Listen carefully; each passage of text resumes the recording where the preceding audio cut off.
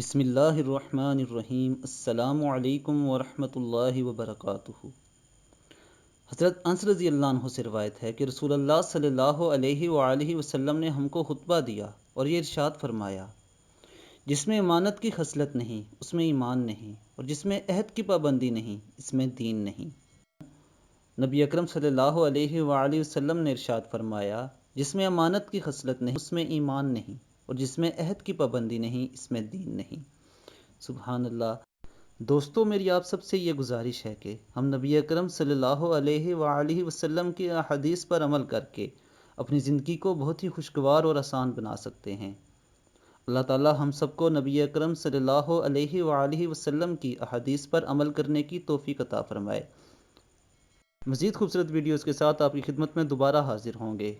اپنا بہت بہت خیال رکھیے گا۔ اللہ حافظ۔ السلام علیکم۔